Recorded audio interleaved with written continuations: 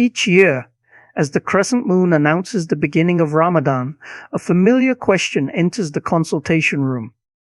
Doctor, can I fast safely?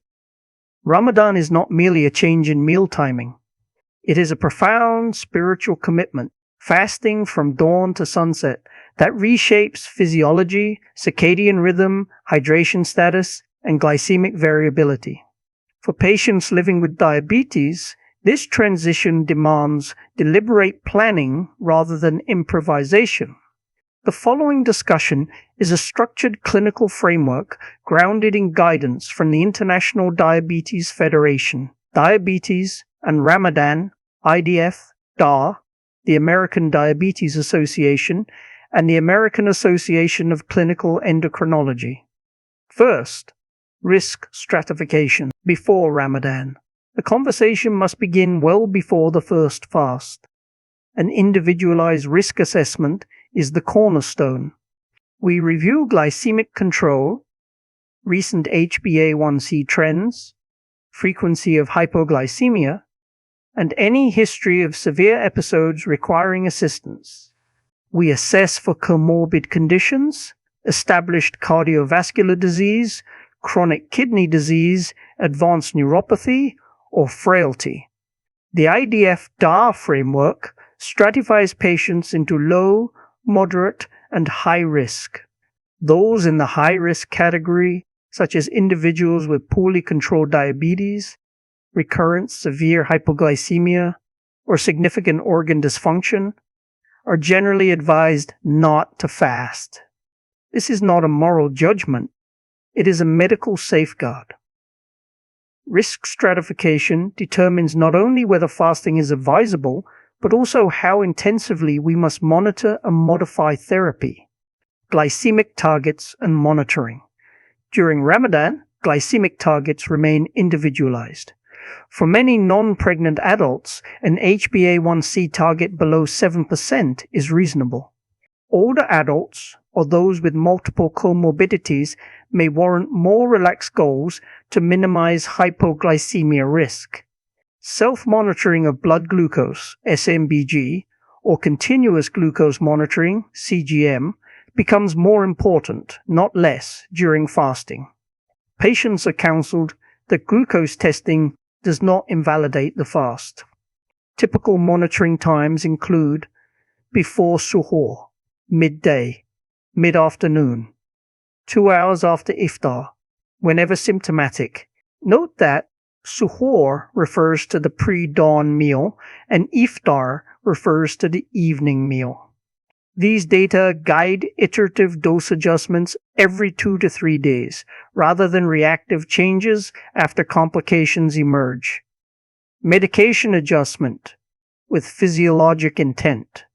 The pharmacologic strategy during Ramadan is guided by one principle: preserve glycemic control while minimizing hypoglycemia and dehydration.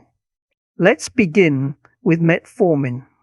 Metformin remains one of the most forgiving agents during fasting. The total daily dose is unchanged but redistributed, with a larger portion at iftar and a smaller portion at suhoor to align with caloric intake. Next, SGLT2 inhibitors, for example, canagliflozin, dapagliflozin. These agents may be continued but require vigilance. Their osmotic diuretic effect increases the risk of volume depletion, particularly in hot climates or in patients with borderline renal function. Administration is generally shifted to iftar, with explicit counseling on adequate fluid intake during non-fasting hours. Next, GLP-1 receptor agonists, for example, dulaglutide, semaglutide. These medications are typically continued without adjustment. Their glucose-dependent mechanism confers a low hypoglycemia risk, and they provide established cardiovascular and renal benefit, an advantage in high-risk populations. Next, sulfonylureas. Here, caution is warranted. Long-acting sulfonylureas are preferably avoided. If required, dose reduction is recommended, and administration should occur at iftar to mitigate daytime hypoglycemia. Agents with lower hypoglycemia risk profiles are preferred. Next, insulin. Insulin management during Ramadan requires deliberate recalibration. Basal insulin, often reduced by approximately 15 to 30%, typically administered at iftar.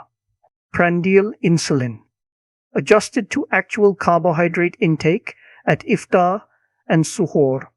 Pre-mixed regimens may be considered in patients with consistent meal patterns, with a larger dose at iftar and a smaller dose at suhoor. Titration is data-driven, guided by SMBG or CGM, with reassessment every few days rather than waiting for adverse events. Finally, education, safety, and follow-up. Medication adjustments alone are insufficient without patient education. Pre-Ramadan counseling should address the following: balanced meal composition at iftar and suhoor, avoidance of excessive simple carbohydrates, adequate hydration during non-fasting hours, and recognition of warning signs. Patients must clearly understand when to break the fast. These include blood glucose below 70 milligrams per deciliter, blood glucose above 300 milligrams per deciliter, symptoms of hypoglycemia,